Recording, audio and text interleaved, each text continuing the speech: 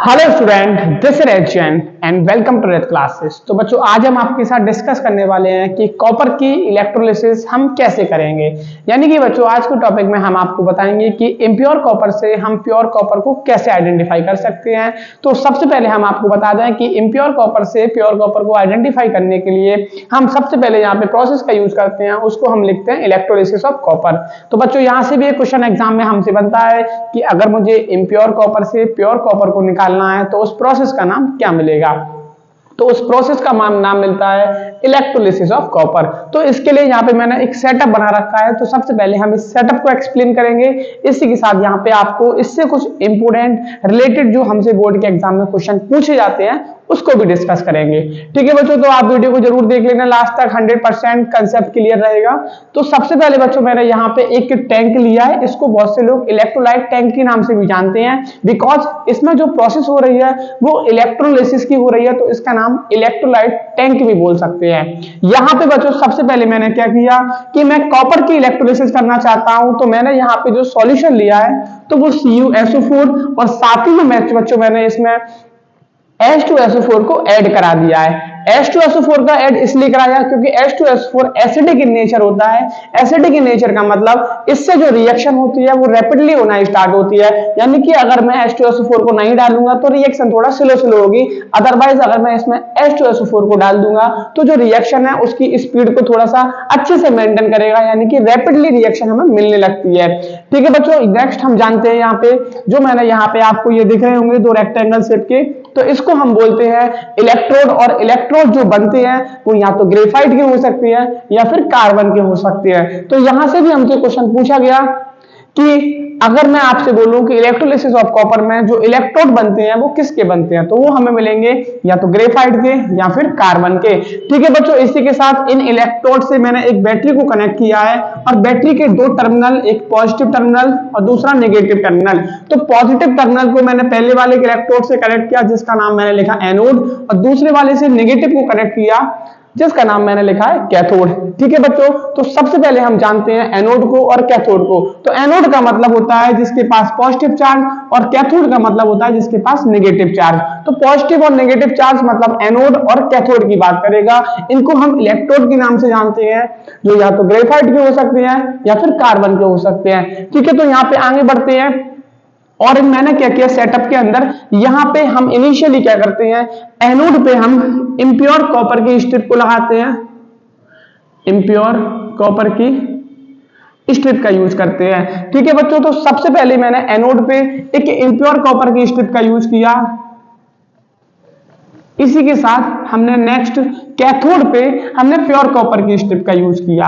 अब इससे क्या होगा मैं आपको बताता हूं। अभी यहाँ पे इससे मैंने यहाँ पे लगाया, तो ये हमने लगाया प्योर कॉपर की स्ट्रिप को। तो हमने देखा जब मैंने इम्प्योर कॉपर की स्ट्रिप पॉजिटिव चार्ज पे लगा दिया और इम्प्योर कॉपर की स्ट्रिप को नेगेटिव चार्ज पे लगा दिया, तो यहाँ पे हम क्या करते हैं, अगर मैं इनिशियली इसमें यहाँ पे एक प्लग भी लगा देते हैं, तो प्लग से यहाँ पे जब मैं इसमें इलेक्ट्रिसिटी को फ्लो कराता हूं तो इलेक्ट्रिसिटी को फ्लो कराने पे जो इम्प्योर कॉपर की स्ट्रिप्स है, ठीक है बच्चों, इस लाइन को अच्छे से समझना है। जब मैं इसमें इलेक्ट्रिसिटी को फ्लो कराता हूं तो जो हमारे पास एनोड पे जो मैंने इम्प्योर कॉपर की स्ट्रिप लगा रखी है, इसमें से क्या होता है, इसमें इम्प्योरिटीज और कॉपर अलग अलग होना स्टार्ट होता है। यानी कि जो इम्प्योरिटीज होती हैं वो नीचे आके बैठती हैं, जिसको मैंने नाम दिया एनोड मड, जिसको मतलब गैंग पार्टिकल के नाम से भी जानते हैं। गैंग पार्टिकल के नाम से भी जानते हैं, अदरवाइज इसको एनोड से निकलता है इसीलिए इसका नाम दिया एनोड मड के नाम से भी जानते हैं। मड का मतलब होता है मिट्टी को बोलते हैं। तो यहां से जो एनोड से निकला यानी कि जो इंप्योरिटीज निकलती हैं वो डाउन द टैंक हो जाती हैं, और साथ ही में इससे जो प्योर कॉपर है वो Cu2+ की फॉर्म में निकलना स्टार्ट हो जाता है। ठीक है बच्चों, तो मुझे क्या रिएक्शन देखने को मिलती है एनोड पे, कि एनोड पे जो हमारे पास Cu था यानी कि जो इम्प्योर कॉपर की स्ट्रिप थी उससे इलेक्ट्रॉन निकलना स्टार्ट होते हैं, यानी कि 2 इलेक्ट्रॉन लूज कराएगा, तो यहाँ पे जो चार्ज मिल जाता है तो Cu2+ की फॉर्म में इम्प्योर कॉपर निकलना, इम्प्योर कॉपर के स्टेप से प्योर कॉपर निकलना स्टार्ट होता है। और बच्चों यहाँ पे हमने देखा कि इसके पास पॉजिटिव चार्ज था, और साथ ही में जो कैथोड है उस पे मैंने प्योर कॉपर की स्ट्रिप लगा रखी है, और इसके पास नेगेटिव चार्ज है। तो बच्चों इसके पास पॉजिटिव था और यहाँ पे इसके पास नेगेटिव चार्ज है, तो इसमें भी इलेक्ट्रॉन मूव करना स्टार्ट होंगे, लेकिन ये और ये आपस में एक दूसरे के साथ अट्रैक्शन करना स्टार्ट कर देते हैं, क्योंकि इसका नेचर बच्चों पॉजिटिव है, और यहाँ पे जो मेरे पास प्योर कॉपर लगा है इसका नेचर हमारे पास नेगेटिव है। तो नेगेटिव और पॉजिटिव एक दूसरे के साथ अट्रैक्शन करेंगे। तो यहाँ पे मैं मेंशन करता हूं कैथोड पे हमें क्या रिएक्शन देखने को मिला, Cu2+, साथ ही में 2 इलेक्ट्रॉन। ठीक है बच्चों, जो ये 2 इलेक्ट्रॉन किसके हैं, ये हमने कैथोड के डिसाइड किया यहाँ पे, और दोनों को जब रिएक्ट कराते हैं तो यहाँ पे हमें मिलता है Cu, यानी कि प्योर कॉपर हमें मिलना स्टार्ट हो जाता है। तो इलेक्ट्रोलिसिस की प्रोसेस में यहाँ पे सबसे पहले हमारे लिए 2 रिएक्शन मोस्ट इंपोर्टेंट थी कि कैथोड पे और एनोड पे क्या रिएक्ट होता है। तो इनिशियली मैं आपको एक बार फिर से एक्सप्लेन करता हूं। यहाँ पे हमने एक टैंक बनाया, इसका नाम था इलेक्ट्रोलाइट टैंक, और यहाँ पे मैंने एनोड पे लगाया है तो इम्प्योर कॉपर की स्ट्रिप को, और कैथोड पे लगाया है प्योर कॉपर की स्ट्रिप को। इन दोनों को हम इलेक्ट्रोड जो बोलते हैं, जो हमारे ग्रेफाइट या कार्बन के बने होते हैं। साथ ही में एक बैटरी को कनेक्ट किया और एक प्लग को लगा दिया है,